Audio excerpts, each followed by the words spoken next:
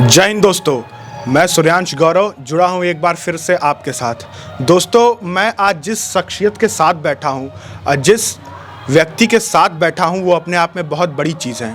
क्योंकि दोस्तों, ये जो हैं, ये भी किसी आदर्श से कम नहीं है। दोस्तों, मैं बात कर रहा हूँ श्री गणेश पाल जी के बारे में। दोस्तों गणेश पाल जी वो व्यक्ति हैं जो अब्दुल हमीद जी के साथ रहें, उनके सहपाठी रहें, उनके मित्र रहें।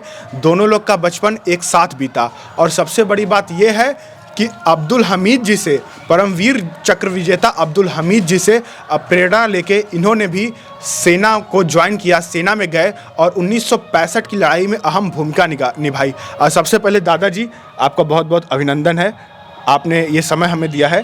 तो सबसे पहले मैं ये जानना चाहूँगा कि आपको जब सेना में जाने के लिए किसने प्रेरणा दी और किसने कहा?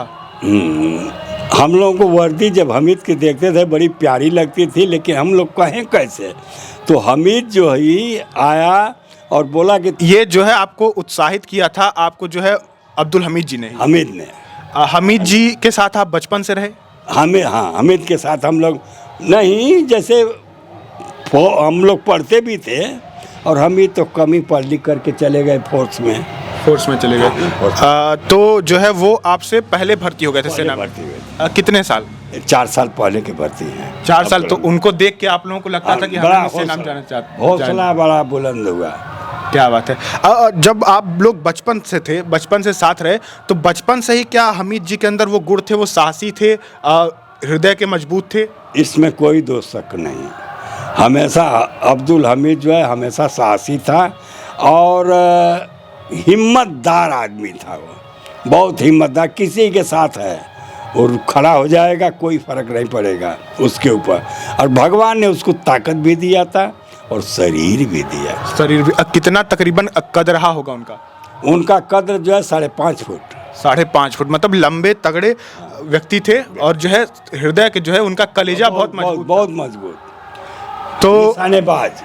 वो सेना में आपके सीनियर की तरह थे, तो हमेशा जो है कि वो बताते भी रहते थे, चीज़ों को गाइड भी करते रहते थे, गाइडेंस भी देते रहते थे। हम लोग छुट्टी साथ आते थे, साथ में हमेशा साथ आते थे, तो उसी छुट्टी में गाइडेंस करता रहता था हम लोगों को। ये नहीं है कि यहाँ आने के बाद हम लोग अपने पर घर नहीं, एक जगह इकट्ठा होकर बातचीत करना है, क्योंकि उस समय की लड़ाई कुछ और थी, आमने सामने की थी, इसलिए उसका तौर तरीका कुछ और होता है। और होता था।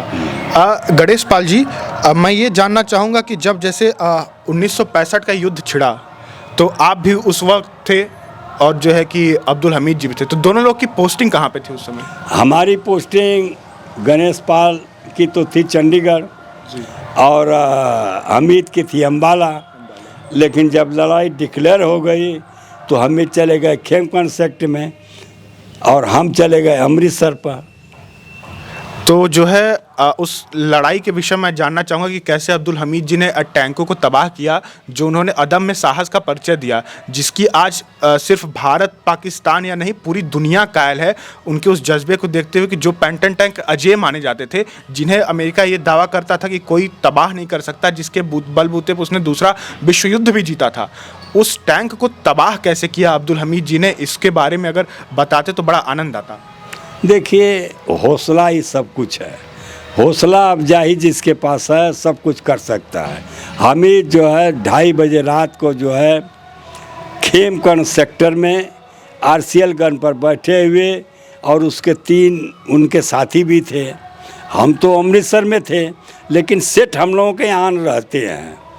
हमीद जब अमेरिका का पेटेंट जब चला है, तो हमीद का पहला निगाह जब पड़ा है टैंक पर, तो हमीद ने अल्लाह का नाम लेकर के चेन पर मारा है। और चेन पर जब हमीद मार दिए हैं तो चेन टूट गई है, तो तितर बितर हो गया चक्का।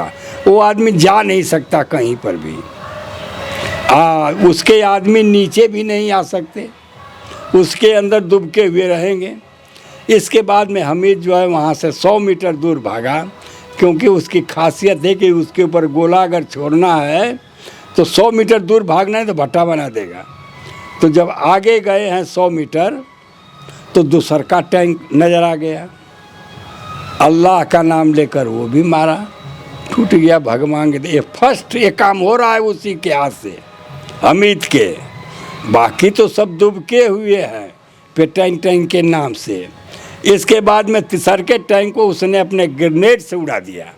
ग्रेनेड से हुक खोल के अंदर डाल दिया? अंदर डाल दिया, हुड खोल करके, और अंदर टैंक पर पीछे से चढ़ा और उसको घुट खोल कर अंदर डाल दिया, और जो भी उसमें आदमी थे सब खत्म। यही 3 टैंक को हमीद ने जब तोड़ करके, और जब सबको पता चल गया कि 3 टैंक टूट गया, तो इतना तेज अलाउंस होने लगा कि उनका मोराल ही डाउन हो गया। अब वो ये सोच ले जिसका फौज के अंदर मोराल डाउन, वो कुछ कर नहीं सकता। ये बहुत बड़ी बात की है आपने कि फौज हो या जिंदगी हो, अगर एक बार व्यक्ति का मोराल डाउन हो गया तो कुछ नहीं कर सकता। फिर उसके बाद का वाकया, कैसे वो शहीद हुए, फिर क्या हुआ? तो जब शहीद हो गए तो अब परमवीर चक्र उनको मिला कि भाई शहीद हुआ। 3 पेटेंट टैंक हिंदुस्तान में टूटा है, अमेरिका का पेटेंट टैंक, जिसको अमेरिका जो है भगवान के तौर पर मानता था कि भगवान सब कुछ करता है, तो हमारा भगवान ये है। तो जब टूट गया, सबका मोराल डाउन हो गया, और हमारे लाल बहादुर शास्त्री का मोराल जो है हाई हो गया। इसने जो अमेरिका बोला कनेडी की शास्त्री लड़ाई को रोको, हम आकर देखना चाहते हैं कि आपके कैसे टूटे हैं हमारे टैंक, किस हथियार से। लेकिन लाल बहादुर शास्त्री माने नहीं, बोले नो, 3 दिन और लड़ाई चलेगी, क्योंकि अगर हम उस पर कहना मान लेते तो इसका मतलब उससे हम हार गए। लाल बहादुर, ये दिमाग की बात है, अगर वो बोलता है कि सुबह लड़ाई बंद करो, हम आकर देखेंगे, अगर उसकी बात को हम मान गए तो हम हार गए। उसने बोला नो, लड़ाई बंद नहीं होगी, 3 दिन और लड़ाई चली। तब आकर कनेडी जो है आया 13 तारीख को, और अपने पेटेंट टैंक को देखा। तो जब 3 टैंकों को अब्दुल हमीद जी ने तबाह कर दिया, तो चौथे टैंक को तबाह करते हुए ये शहादत उनको मिल गई। हाँ, तो ये कैसे? गोले से, मतलब गोला अब्दुल हमीद जी के ऊपर आके गिर गया था? गोला उठा नहीं, दौड़ते हुए जब हम रास्ते में जा रहे थे, उस समय गोला जो है आया और सामने से आगे से गुजर गया हमीद के, क्योंकि वहाँ पर फटा नहीं है गोला। फटा नहीं है? फटा गोला तो कहीं दूर जाकर न फटेगा, टैंक का गोला है, 3-4 किलोमीटर दूर जाकर फटेगा। तो आगे हाथ, बायां हाथ और दाहिनी टांग को पाया है, और वो उड़ा ले गया, और हमीद वहीं पर गिर पड़े।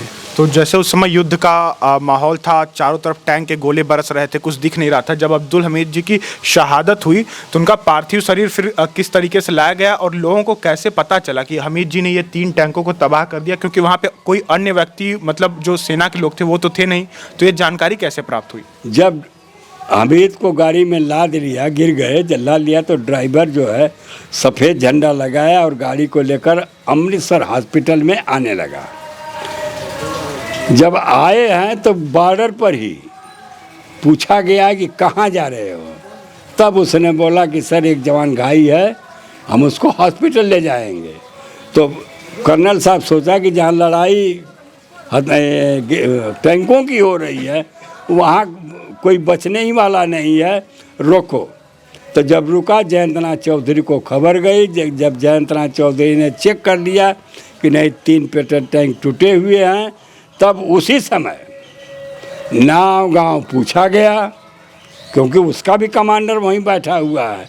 नाव गांव जब पूछा गया तो हमीद का जब पता चला, तो उसी समय 4:30 बजे रात को ही मरणोपरांत वीर अब्दुल हमीद, वीर की उपाधि दी गई उनको, वीर की उपाधि, और फिर बाद में मरणोपरांत परमवीर चक्र भी दिया गया। जब जैसे अब्दुल हमीद जी का वहाँ पे जो है शहादत हो गई, अब्दुल हमीद जी का पार्थिव शरीर भी गांव में आया होगा कि अब उनका जो है वहीं पे मजार बन गई? वहीं पर बने, खेमकर्ण सेक्टर में। खेमकर्ण सेक्टर उस समय गांव में नहीं आती थी। तो जब ये बात गांव में पता चली लोगों को, हाँ। तो गांव का माहौल कैसा था उस समय? गांव का माहौल तो बड़ा गमगीन हो गया उस समय। सबको ये हुआ कि वो एक बहुत होनहार आदमी चला गया। दोस्तों, अब्दुल हमीद जी अपने आप में बहुत बड़ी शख्सियत थे और बचपन से ही उनमें अदम्य साहस था। जो कहते हैं ना, मजबूत कलेजे के व्यक्ति थे। अब कोई बचपन का किस्सा गणेश जी अगर आप बता सकें उनका, अब्दुल हमीद जी का, जो काफ़ी प्रेरणादायक हो या फिर ऐसा। हम लोग जब छुट्टी आते थे तो उस समय बाबू न के पास फैन था, न एसी थी, न लाइन थी। तो कि यहाँ से 4 किलोमीटर पड़ेगा एक तालाब है, वहाँ पर जाते थे, एक अकोल के नीचे बैठ जाते थे, समझे। और पूरी गर्मी वहीं हम लोग बिता 10 बजे चले जाते थे भाई, गर्मी में छुट्टी आते थे तो चले जाते थे और वहीं पर बिताते थे। और जब शाम होती थी तो हमीद ये बोलते थे ये क्या कर रहे हो, जाओ उधर से चिड़िया उड़ाओ। तो हम चिड़िया उड़ा, हम जूनियर थे, मैं बोला ना कि सीनियर भगवान होता है। तो हम जाकर चिड़ियों को उड़ाते थे। तो चिड़ियों की आदत है एक लाइन में रन करना। तो हमीद बंदूक लेता था, खाता नहीं था बिल्कुल चिड़ियों को, लेकिन बंदूक से मारता था चिड़ियों को और चिड़ियाँ जमीन पे गिर। इतना सटीक निशाना था उनका। बहुत निशाना टाइप था, सटीक था। ये दोस्तों, अब्दुल हमीद जी के बारे में कुछ भी कहा नहीं जा सकता, सारे शब्द कम पड़ जाएंगे उनकी वीरता, अदम्य साहस को देखते हुए। दोस्तों, बहुत बड़ी शख्सियत थे अपने आप में अब्दुल हमीद जी, और उनका जो है ये उनकी शहादत कहीं ना कहीं आज जवानों के जो है अंदर एक प्रेरणा स्रोत भर देती, उत्साह भर देती है, बहुत उत्साह बनता। और 1965 युद्ध का टर्निंग पॉइंट भी कहीं ना कहीं अब्दुल हमीद जी का पैंटन टैंकों को उड़ाना ही रहा। इसमें कोई ये कह सकते हैं कि आज तक के इतिहास में पहले ऐसे व्यक्ति थे जिन्होंने पैंटन टैंकों को एक फर्स्ट तोड़ा है अब्दुल हमीद ने, तब सबका मोरल डाउन अप हुआ है। जो जीप वो प्रयोग करते थे और जो गन वो यूज़ करते थे, उसके बारे में कुछ बता सकते हैं अगर आप। नहीं, उसका वो तो अब वो डिस्ट्रॉय हो चुका है, सब नष्ट हो गया है, लेकिन उसका एक नमूना जो है रखा हुआ है पार्क में। में उसका नमूना दोस्तों जो मैंने आप लोगों को दिखाया था, तो उसका नाम क्या है, नाम और उसकी खासियत क्या थी? वो जो जीप है, वो जो उसमें लगा हुआ है, जोंगा जीप का उस समय जोंगा जीप रहती थी, ये मजबूत होती थी, थोड़ा टाटा की जीप है, मजबूत है। तो ये जोंगा जीप है और इसी पर RCL गन फिट होती थी। और इसके अंदर जो गोलाता था 25 पाउंडर, उस समय पाउंड में होता था गिनती, मतलब 12.5 शेर आ किलो 15-16 किलो हो जाएगा। 12.5 शेर के गोले से उन्होंने जो है दागा उसको और पूरा टैंक तबाह कर दिया। इतना लंबा तो होता है पूरा, वो लेकर के 1819 इंच का हो जाता है वो। आपको जो है, आप भी उस समय तैनात थे, अमृतसर में तैनात थे, तो ये खबर कब आपको मिली कि जो आपके जो है साथी हैं जिनके साथ आप बचपन से रहे? सेट रहता है, सेटों से बात होती रहती है, हर गाड़ी पर सेट फिट रहेगा। तो क्या प्रतिक्रिया दी आपने, जैसे आपने किसी को फ़ोन किया? ये तो जब ये पता चल गया कि हमीद जो है टैंक के गोले से ख़त्म हो चुके, तो मोरल तो सबका ही डाउन होगा। हम तो उनके गांव के ही थे, हमारा तो अवश्य डाउन होगा, लेकिन उसमें डाउन करके करेंगे ही क्या? ये तो भाई फोर्स का मतलब ही होता है लड़ाई से जूझना, तो मोरल तो थोड़ा सा ये होता है, डाउन हो गया। आप जब किस पद तक गए थे, अगर अपना पूरा ब्यौरा दे सकें कि किस पद तक गए थे और आप और किस बटालियन तक थे? हम सबसे पहले सिकंदराबाद ट्रेनिंग किए जी। ट्रेनिंग करने के बाद वहाँ से लेह गए, लेह लड़, क्योंकि यंग बॉडी को हमेशा ले भेजते हैं क्योंकि थोड़ा ठंड कम लगेगी। इसके बाद वहाँ से जो है हम पायरा में चले गए, पायरा में हवाई जहाज से कूदने वाले, और काफ़ी दिन तक मैं ये कूदता रहा। इसके बाद वहाँ से चला गया देवलाली अपनी ज़िंदगी सर्विस में, और देवलाली से हमारा ट्रांसफ़र हुआ क्योंकि देवलाली तोपखाना है आरटी, और हम टेक्निकल साइड के आदमी, हमको आरटी में बहुत ज़रूरत हमारी पड़ती है। वहीं पर एक गन वन मिलती है आर्टिलरी के ही, उन्हीं के पास गनें होती हैं। तो वहाँ चला गया क्योंकि उनका मेंटेनेंस देखना, उनका सब कुछ देखना, पार्ट्स पुर्जा ठीक है या नहीं है, क्योंकि गवर्नमेंट ऑफ इंडिया का जो भी इक्विपमेंट है लड़ाई के लिए फिट रखना वो हमारे रेजिमेंट की ज़रूरत थी। इसीलिए हम लोग हेडक्वार्टर में ही रहते हैं। जैसे मान लीजिए एक गन कहीं ख़राब हो गई, जी जी बॉर्डर पर फायर करते करते गन खराब हो गई, जी ऐसी नौबत तो नहीं आती। अब उस गन को तो हवलदार और 3-4 आदमी छोड़ेंगे नहीं। ये हुआ कि मैकेनिक बोला हमको वहाँ अब दौड़ कर जाना, हमारे पास हमेशा सीट के नीचे गाड़ी रहेगी, हमारे पास गाड़ी और ड्राइवर अलर्ट रहे, जहाँ से फ़ोन आया वहाँ भाग जाना है, क्योंकि उसकी ज़िंदगी चौपट हो जाएगी अगर नहीं जाऊँगा जल्दी तो। सही। हम उसको जाकर बिल्कुल सही करके और उसको देंगे और बोलेंगे देख फायर कर। जब वो तसल्ली सेट हो जाता कि हाँ सर सही है, तब मैं वहाँ से हिलता। तब आपका काम पूरा होगा। क्योंकि एक गन 1000 सैनिक के बराबर होती है, इतना महत्व होता है उसका। तो होता है। अब्दुल हमीद जी की बीवी थी रसूलन बीबी जी थी। रसूलन बेगम। उनका स्वभाव कैसा था, उनके बारे में अगर कुछ बता सके तो कैसी थी? क्योंकि एक वो भी कह सकते हैं कि उनकी भी हिम्मत बहुत बड़ी रही होगी, जिनका पति जो है शहीद हो गया इस तरीके से। नहीं, उस समय तो हम लेकर सामान आए थे उसका। आप ही सामान लेके आए थे हमीद जी? हमीद जी का। हमीद जी का सामान जो है कि गणेश जी के ही हाथों से गांव में आया था। जब लेकर आया था तो एक हवलदार था ग्रेनेडियर का और एक हम थे, क्योंकि गांव का होना ज़रूरी है। क्योंकि उस समय एक चेक मिला था हमको 23,000 का और उसका सामान, तो 23,000 का चेक 23 करोड़ के बराबर है आजकल। किसको दिया जाए, कहीं ऐसा ना हो कि दूसरी तीसरी बीवी ले ले, इसलिए उस गांव का आदमी चाहिए। तो हम लोग आए, रसूलन भाई उस समय थोड़ा यंग थी और जब ही आते ही वो लगी रोने लगी।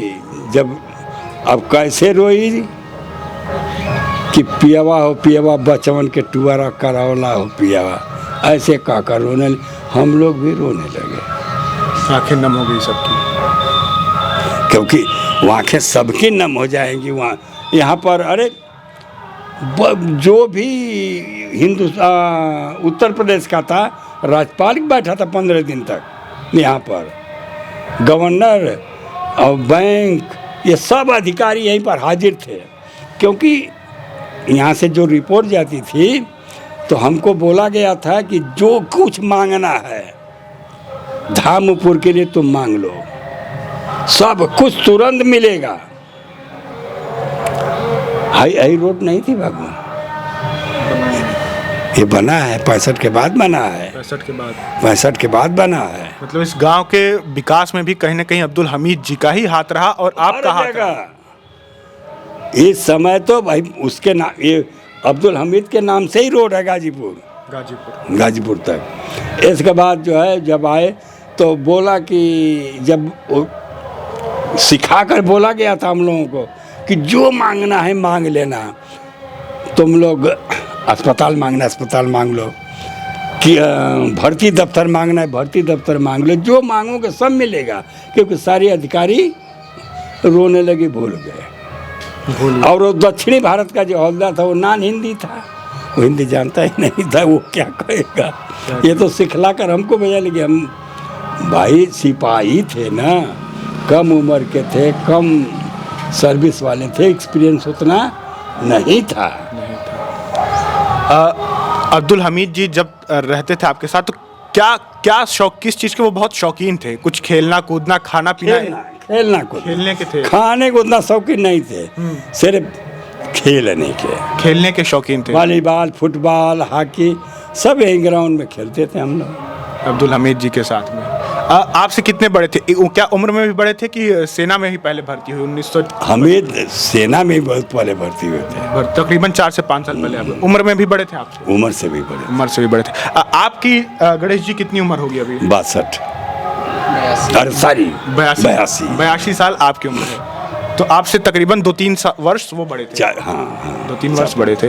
तो दोस्त उनका जन्म 33 का है हमीद का, हमारा 41 का है। 41 का, काफ़ी बड़े हो गए फिर तो, 8 साल के तक। हाँ, तो वो 22 साल में भर्ती हुए थे, हम 18 साल में 22 साल में भर्ती हुए थे वो। तो दोस्तों ये है धामोपुर, बीर अब्दुल हमीद जी का गांव है। और हम जिनसे बात कर रहे थे वो थे गणेश पाल जी, श्री गणेश पाल जी। ये भी सेना में रहे और उनके सहपाठी भी थे, मित्र भी थे। और साथ ही में जो है उनसे जो है उनको जब उन्होंने वर्दी में देखा तो खुश हुए और उन्हीं से को जो है अपना आधार मानकर, उन्हीं को प्रेरणा स्रोत मानकर वो जो है सेना में गए। और यहाँ पे एक बोर्ड लगा हुआ है गणेश पाल जी का, मैं कैमरामैन से अनुरोध करूँगा वो दिखाएं। सब मेजर और फिर एच है और गणेश पाल, ये इसका मतलब अगर आप बता सकें गणेश जी। सूबेदार मेजर गणेश पाल, इलेक्ट्रिकल, मैकेनिकल, इलेक्ट्रॉनिक्स। क्या बात है। तो दोस्तों ऐसे लोग पड़े हुए हैं हमारे बीच में जो खुद अपने आप में प्रेरणा स्रोत हैं। गणेश जी, आपका भी जो योगदान 1965 के युद्ध में रहा, फिर जो है उसके बाद आप जिन्होंने किया वो देश के लिए बहुत काबिले तारीफ़ है। आप कहीं ना कहीं आप भी एक प्रेरणा स्रोत हैं लोगों के लिए। और हमीद जी के साथ रहे, आपने इतना रोचक किस्सा बताया हमें। सर, सबसे पहले तो मैं आपके चरण स्पर्श करूंगा, ये बहुत बड़ी बात है और आपसे मिलना ही हमारे लिए सौभाग्य की बात है। और ये बहुत कह सकते हैं ना कि जो एक वीर रस की अनुभूति करा देता है, उनके किस्से सुनना हमीद जी की और आप जैसे लोगों से मिलना, तो ये बहुत बड़ी बात है। ख़त्म करने से पहले अगर कोई गीत आप गा सकें या लोगों के कोई गीत ऐसा या कोई ऐसे बोल अगर आप बोल सकें तो बहुत अच्छा होता, लोगों के जो अंदर उत्साह आता। हम तो नहीं गाएंगे, लेकिन बता देता हूँ, लिख लेना इसी में। जी जी। हम नहीं गा पाएंगे। अच्छा, गाने में भी दिक्कत होगी, उम्र ज़्यादा हो गया है तो इसलिए थोड़ा दिक्कत, लेकिन अगर बता देता हूँ कि फौजी की क्या इच्छा हमेशा रहती थी उस समय। उस समय क्या इच्छा रहती थी?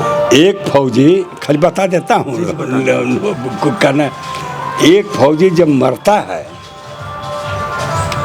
तो वो अपने साथी से कहता है, क्या कहता है साथी से? मरा हुआ है, अब मरने वाला है, लेकिन वो साथी से अपने कह रहा है, दोस्त से, कि साथी घर जाकर मत कहना, संकेतों से समझा देना। अरे, हाल मेरी यदि माता पूछे, 2 बूंद आंसू बहा देना। यदि इतने पर भी न समझे तो एक मुरझाया फूल दिखा दे। माँ समझ जाएगी कि हमारा लड़का अब नहीं है। साथ ही घर जाकर मत कहना, संकेतों से समझा देना। हाल यदि मेरी बहना पूछे, क्योंकि बहन भी तो होगी ना घर में, हाल यदि मेरी बहना पूछे, नतमस्तक अपना कर देना, मतलब सर अपना झुका देना।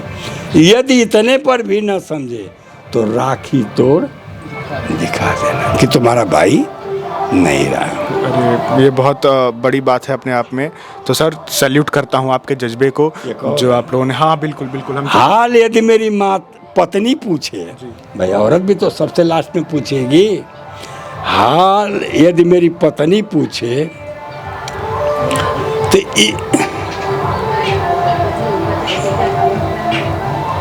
हाँ, हाल यदि मेरी पत्नी पूछे, एक जलता दीप बुझा देना। यदि इतने पर भी ना समझे तो माथ का सिंदूर मिटा देना। साथ ही घर जाकर मत कहना, संकेतों से समझा देना। ये बहुत करुण रस से भरी थी ये कविता सर। जी की यही अभिलाषा होती है। अभिलाषा होती है। तो मैं ये कहना चाहूँगा, कोई युवाओं के लिए, आज के युवाओं के लिए अगर कोई संदेश देना चाहें आप तो? आज के युवाओं के लिए मुन्ना तो ये है कि देखिए, होनहार जो होता है वो आगे बढ़ेगा ही। जैसे सब क्रिटिसाइज कर रहे हैं कि अग्निवीर 4 साल के लिए, 4 साल के लिए।